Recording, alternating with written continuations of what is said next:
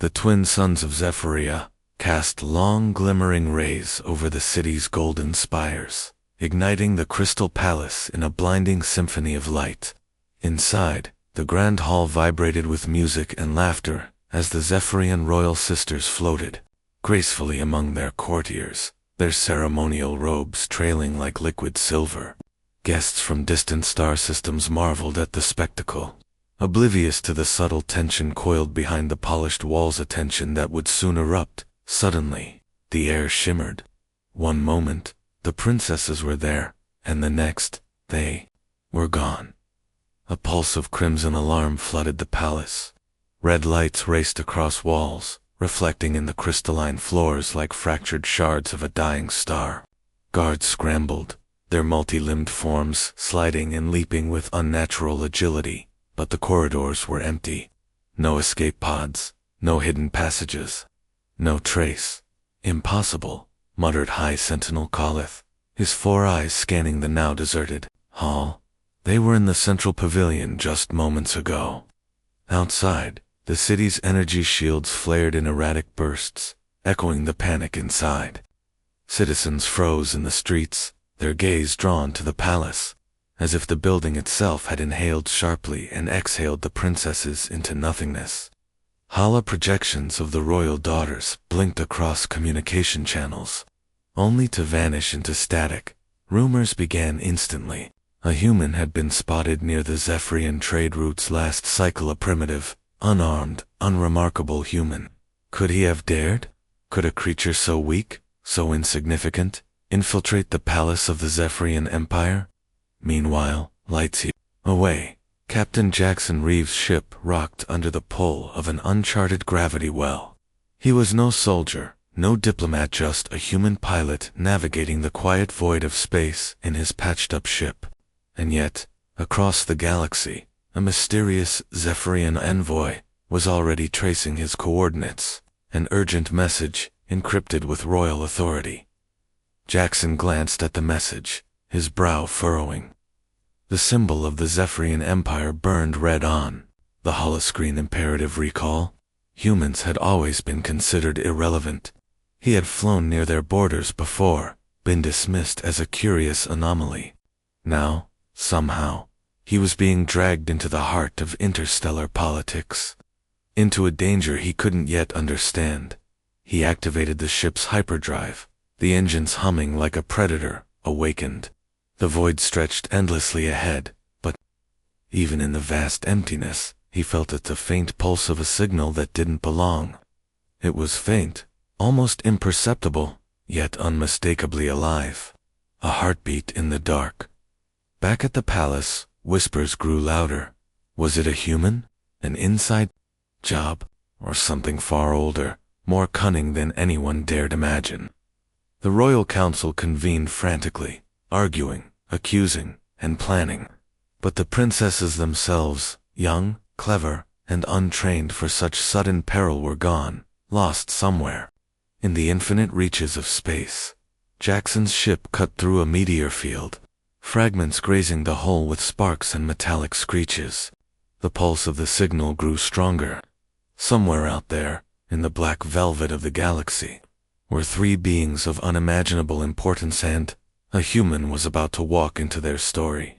Unprepared for the role fate had assigned him, in the palace halls, lights flickered, shadows stretched unnaturally long, and the realization settled like ice. The Zephyrian Empire's daughters had vanished, leaving a void bigger than the Empire itself. And in the quiet distance of space, a human pilot's curiosity was about to collide with destiny.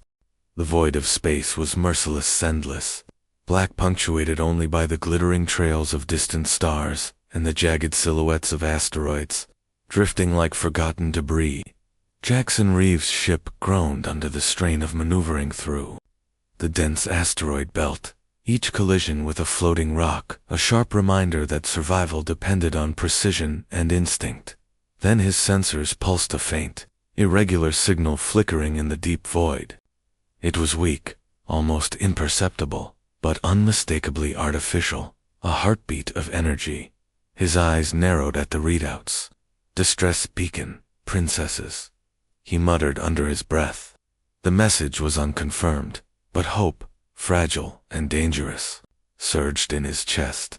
The belt around him seemed to close in, jagged boulders twisting in slow, deliberate arcs, as if the cosmos itself was conspiring against him.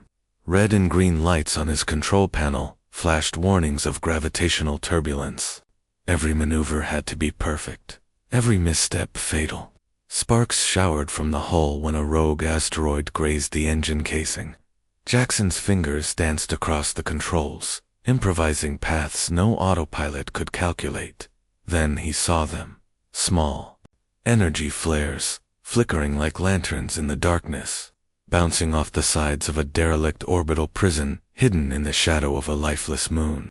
The structure was ancient, twisted metal, and cracked glass reinforced with alien alloys, orbiting silently in a way that almost seemed deliberate, as if the prison itself wanted to remain unseen. Inside, the princesses huddled in the corner of a containment chamber, their eyes wide, shimmering with fear. The Zephyrian mercenaries guarding them were sleek, four-limbed figures, armed with plasma rifles that hummed ominously. Their movements were precise, mechanical, perfectly synchronized. Escape seemed impossible. Jackson swallowed hard. Improvisation, he reminded himself. That was humanity's edge. Using the ship's graviton pulse emitter, he jammed the security grid, sending sparks and energy surges cascading down the prison corridors. Alarms blared. The mercenaries froze for a fraction of a second, the fraction he needed. The ship's docking clamps latched onto the prison's exterior. Jackson fired micrograpples, swinging across the metal hull with no harness but his instincts. Sparks rained down as he cut open the containment cell, and the princesses flinched at the sudden intrusion. "Don't be afraid," he said, his voice calm despite his own racing heart. "I'm here to get you out." One of the princesses, the eldest, her hair shimmering like molten silver, stepped forward. "A human. How can you reach us?" Jackson smirked. "Humans have a talent for the impossible." They didn't have time for trust.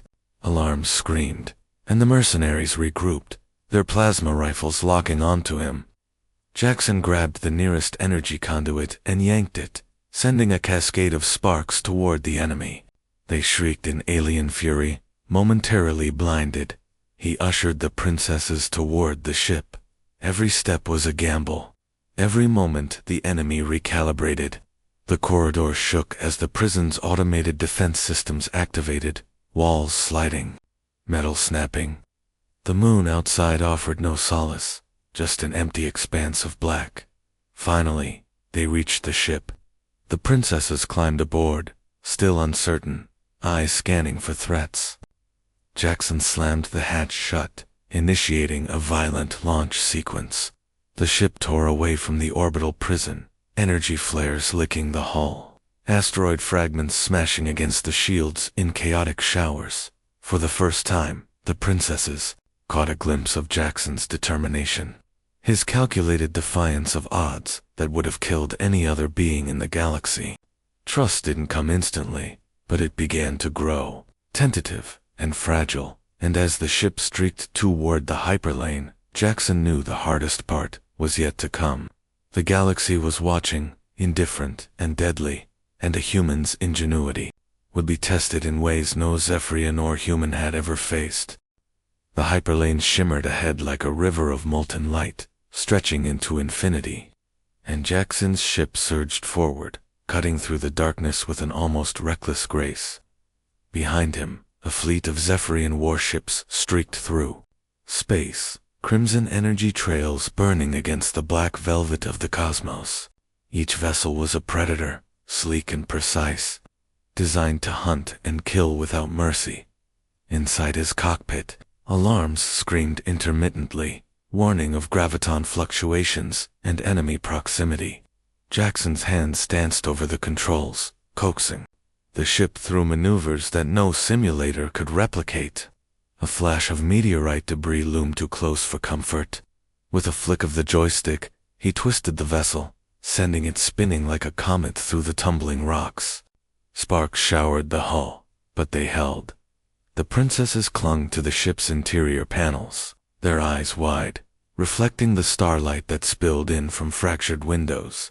The eldest, Alira, whispered, "We'll never escape them." Her voice trembled with fear and awe. Jackson didn't answer. Words were useless here. He had learned long ago that survival was measured in milliseconds and angles. He engaged the magnetic grappler, catching a rogue asteroid and swinging the ship around it with centrifugal precision. The Zephyrian fleet followed, but the rigid formations that made them so deadly were their weakness. They could not adapt to chaos. Ahead, a pulsar storm loomed, its swirling magnetic fields twisting the fabric of space. Streams of glowing plasma licked across the void like ghostly fingers, threatening to tear any ship apart that entered unprepared. Jackson grinned. This was exactly the kind of obstacle a Zephyrian admiral would avoid, and yet it was the perfect shield for a human who could think on instinct. "Hold on," he shouted, and the ship dove into the storm. The hull shuddered violently, lights flickered, and the princesses gasped as they were thrown against the walls. Pulses of bright white lightning arced across the cockpit, illuminating the terror and exhilaration on their faces. The Zephyrian ships hesitated, recalculating. Their algorithms were built for order, not improvisation. One by one, they faltered, skimming too close to the storm and losing cohesion. Jackson seized the moment. Using the graviton thrusters to slingshot past the closest pursuer, the fleet's disciplined formations broke apart like fragile glass under pressure. In the midst of chaos, the princesses began to understand. This human, with no royal lineage, no advanced alien weaponry, was their protector. His mind twisted possibilities into actions, using unpredictability as a weapon. Alira's fear began to shift into something else. Trust. Not blind trust, but calculated hope. Suddenly, a warning flashed on the console. Another Zephyrian cruiser was approaching from the rear, faster and more aggressive than the others. Jackson's jaw tightened. He tapped into the ship's auxiliary thrusters, firing plasma decoys from the hull to draw the enemy off course. The cruiser skidded into the storm's edge, its shields flickering dangerously. The princesses clutched each other, watching sparks and energy arcs illuminate the dark void around them. Each second of evasion was a heartbeat closer to survival, and Jackson's calculated chaos was the only thing keeping them alive. Finally, the hyperlane opened into a quiet stretch of uncharted space. The stars stretched endlessly, serene, almost mocking after the violent chase. Jackson exhaled, wiping sweat from his brow, while the princesses slowly turned to face him, their expressions a mix of awe, relief, and a growing understanding that humans unpredictable, resourceful, relentless were not to be dismissed. The galaxy was still vast, still dangerous, and their journey had only begun. But for the first time, the princesses saw a glimmer of hope, anchored in the daring and ingenuity of one human who refused to surrender to impossible odds. The rogue moon hung in the void like a forgotten relic, its surface jagged and scarred, illuminated by faint bioluminescent veins that pulsed in rhythm with unseen currents. Jackson's ship skimmed low over jagged cliffs, thrusters burning orange, against the dark rock, searching for a safe landing point. Every shadow seemed alive, stretching unnaturally, as though the moon itself were watching them. "This place, it's alive," whispered the youngest princess, Lysera, her voice trembling as she pressed her hand against the cold glass of the cockpit. The faint hum of the moon beneath them vibrated through the hull, a low, almost sentient thrum. Jackson didn't answer. He was focused, scanning the barren landscape for threats, any signs that their pursuers might have tracked them this far. The Zephyrian Empire's fleets were advanced, ruthless, and now personal. But even the deadliest algorithms were predictable. When met with improvisation and human instinct, the landing was rough. Dust and rock erupted as the ship skidded across a plateau, thrusters hissing and engines groaning. The princesses clutched whatever they could, their eyes darting to the shadows. Beyond the landing site, Jackson cut the engines, silence engulfing them except for the faint hum of the moon and the distant glimmer of phosphorescent fissures. "This is a prison," whispered Alira, her silver hair glowing faintly in the moonlight. "It's where they intended to hide us. But why here? Why so far from the Empire?" Jackson gestured for them to follow as he slipped into the jagged tunnels carved into the moon's crust. The walls glimmered faintly, covered in alien runes that seemed both ceremonial and functional, feeding faint energy into the structure. Every step echoed through the hollow rock, each footfall amplified by the moon's eerie acoustics. Deep within the tunnels, the princesses revealed the shocking truth. Their disappearance was no accident. Factions within the Zephyrian Empire sought to eliminate them, to seize power by removing the heirs before they could challenge corruption at the throne. The palace celebration had been a trap, a carefully orchestrated illusion to hide the threat until it was too late. Jackson listened, absorbing every detail. Humans rarely interfered with alien politics, but he realized this mission was bigger than a simple rescue. He was not just saving lives, he was carrying the spark of rebellion, the fragile hope that might ignite a new course for an entire galaxy. The tunnels twisted deeper, glowing veins lighting the way, like lifeblood in stone. They entered a chamber, filled with long-abandoned alien technology, holographic displays, flickering in green and blue. Machinery whirred faintly, almost as if waiting for someone clever enough to awaken it. Jackson's eyes gleamed. Here, they could prepare. Here, they could turn survival into strategy. But danger was never far. A faint tremor shook the ground. Sensors on Jackson's ship had picked up nothing yet. He knew instinctively that the Empire's reach was longer than any map could show. Someone, or something, was tracking them, closing in silently. Every echo of their footsteps bounced like a warning. They were being watched. The princesses followed Jackson through the chambers, their fear mixing with awe. They had been sheltered in palaces, protected by armies, but they had never faced uncertainty this raw. Every shadow could conceal betrayal, every flicker of light a threat. And yet, in Jackson's calm decisiveness, they began to see the strength. Humans possessed a strength unbound by centuries of tradition or hierarchy. Finally, they paused at a cavern overlooking the moon's vast surface. From this vantage, the expanse of the rogue moon stretched below them, a wild, untamed fortress of rock and shadow. The galaxy beyond seemed infinite, threatening, and full of possibilities. Jackson turned to the princesses, determination burning in his eyes. "We're not just running anymore. We're going to fight back, and we're going to do it smarter than anyone expects."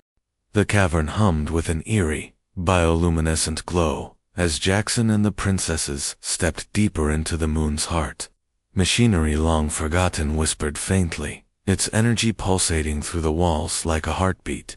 Sparks flickered from dormant consoles as Jackson's hands darted across controls, fingers moving with the precision of someone used to making life-and-death decisions in seconds.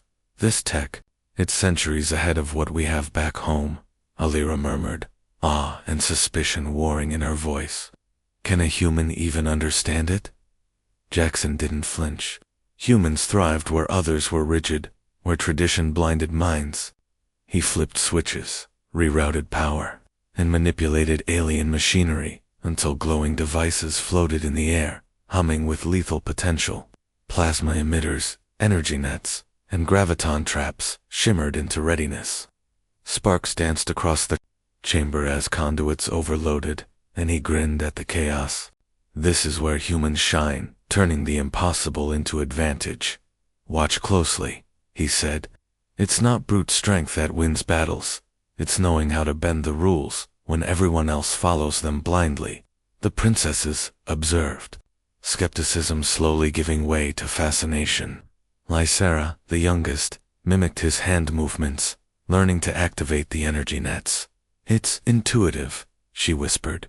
"You're not just using the machines, you're thinking around them."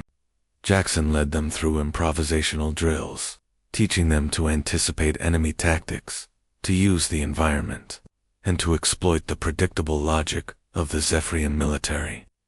One minute they dodged laser grids simulated on the cavern walls.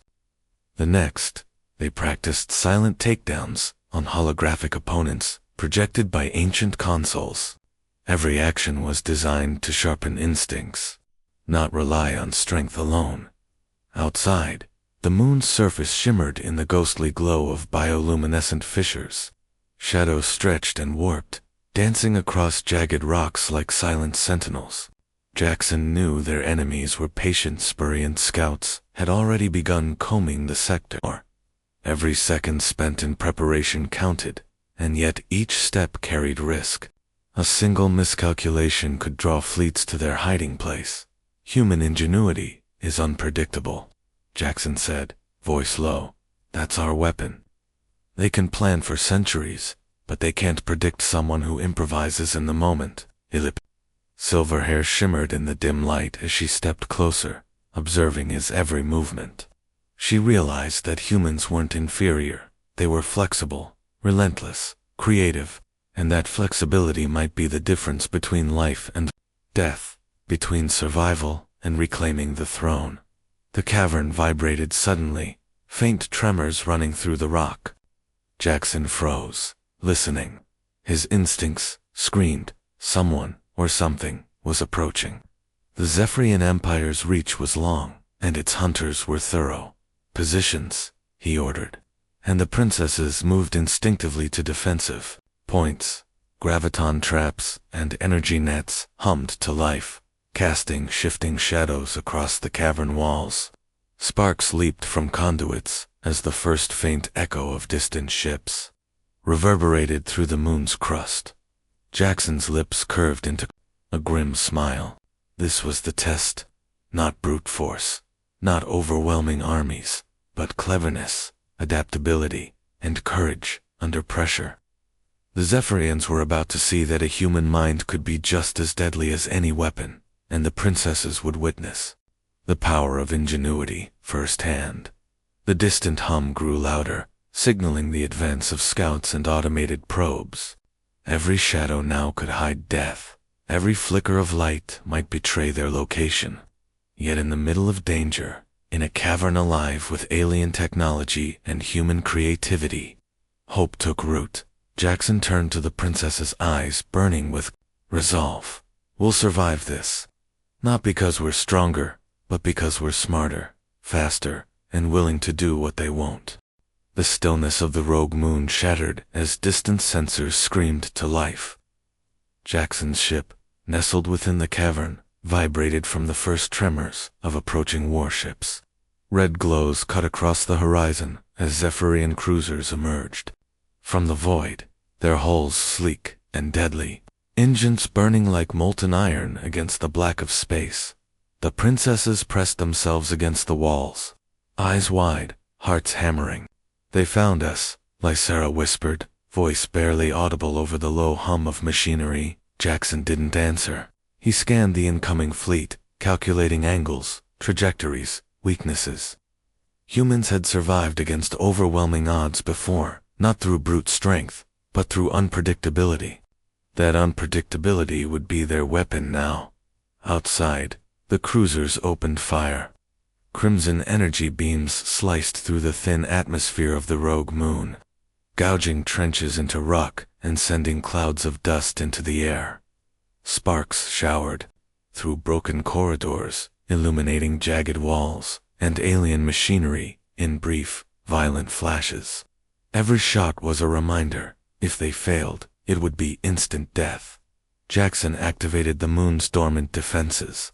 Energy nets arced between towers, graviton traps hummed as they charged, and automated turrets whirred to life.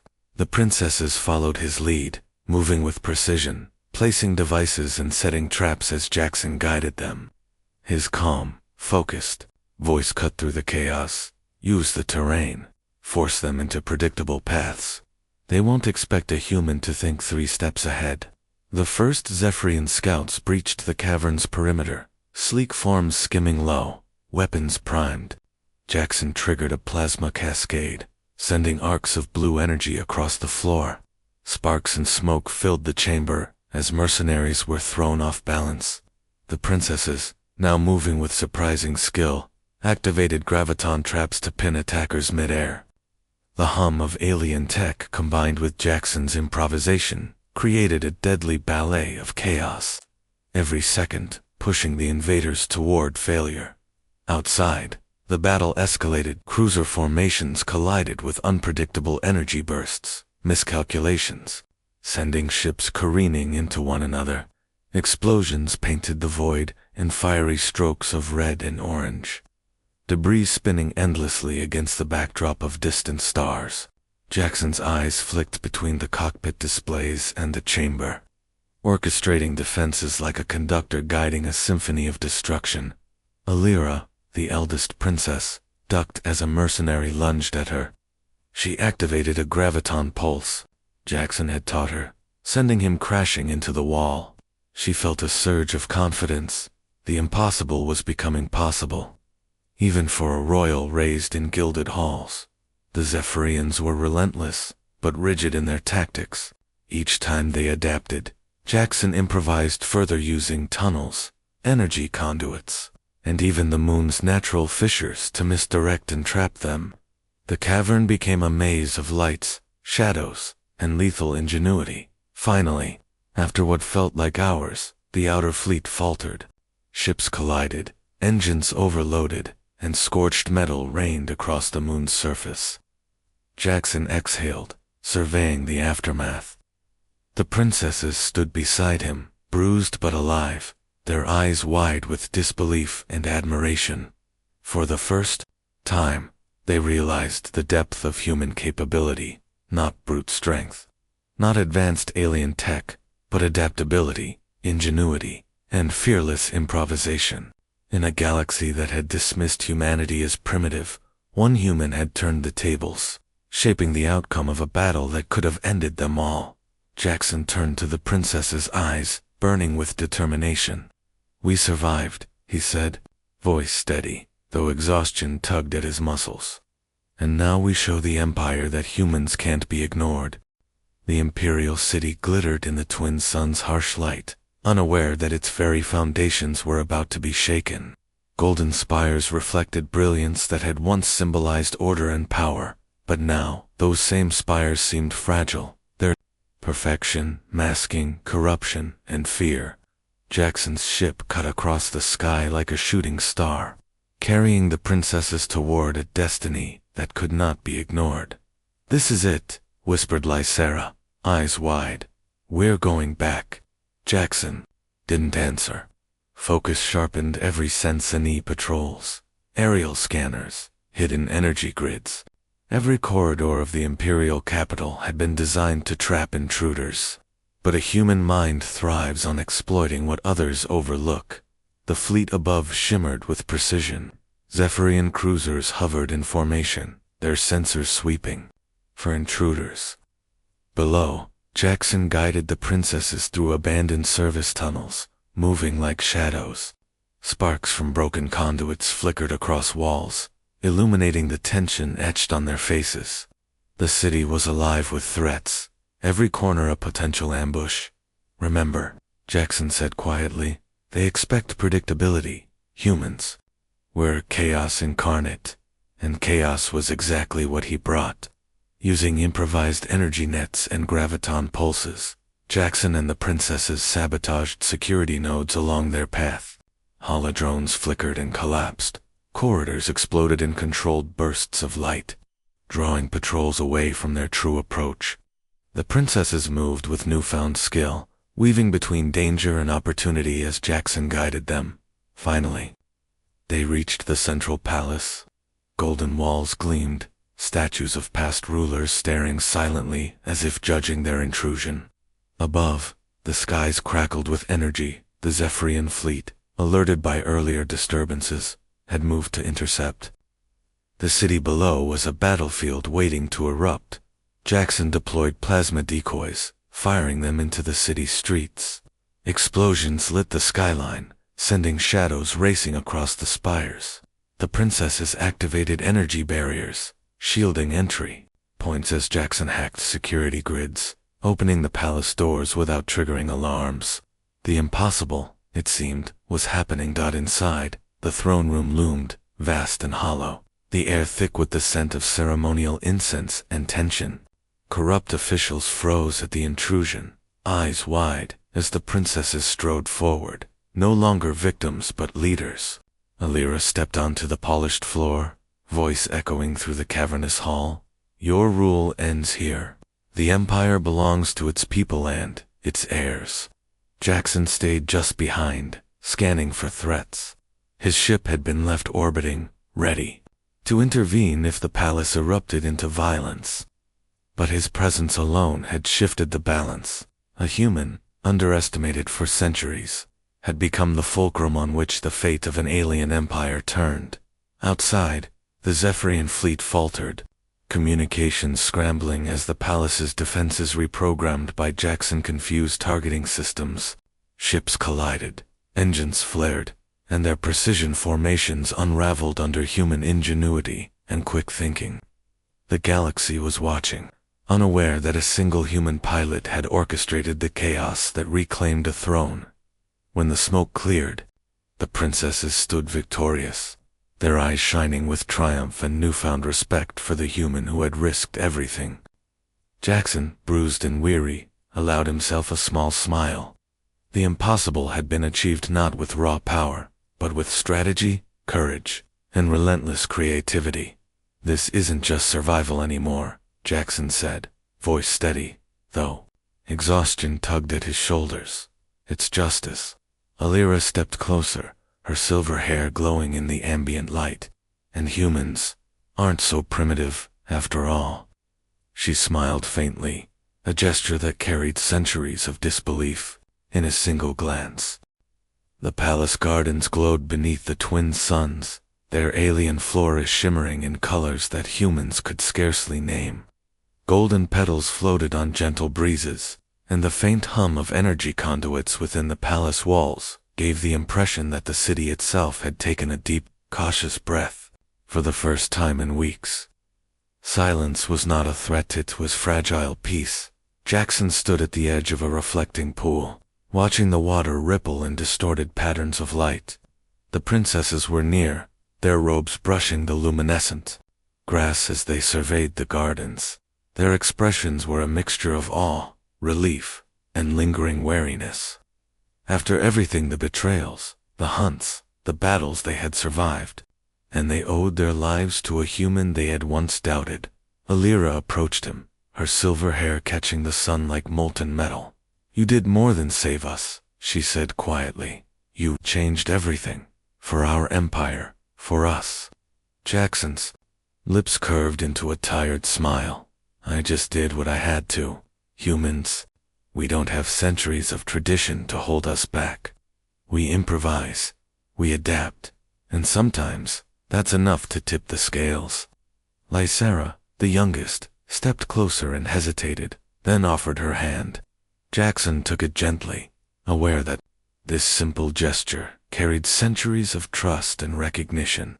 The princesses had seen their empire crumble, had faced betrayal and near death, and in the chaos, they had discovered a truth that no palace lesson could teach. Humanity was unpredictable, clever, and courageous.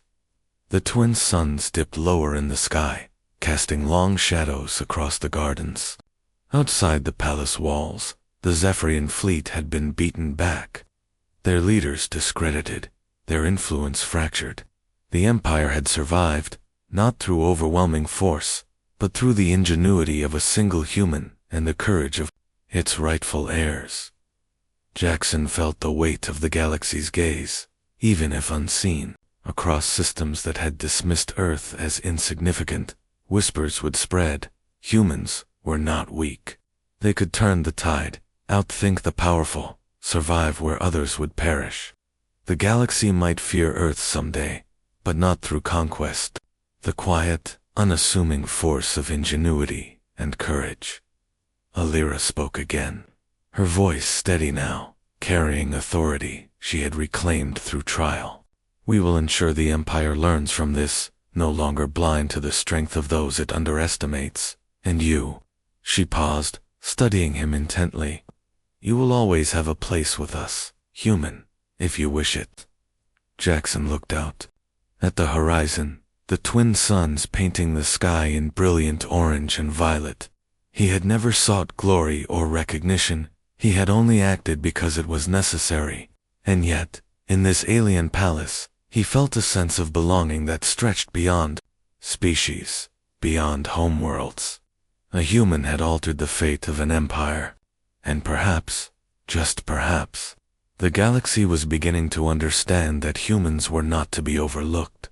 The princesses stepped closer, their hands brushing his as they formed a fragile circle of trust.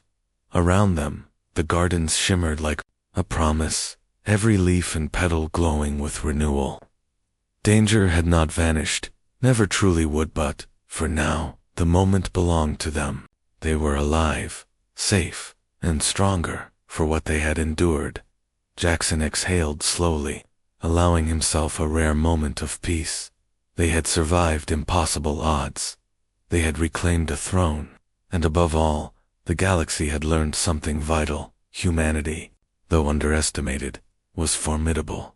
As the twin suns sank below the horizon, painting the palace in molten gold and violet, Jackson realized the truth he had long suspected. Sometimes, the smallest spark an untested human could illuminate the darkest corners of the galaxy.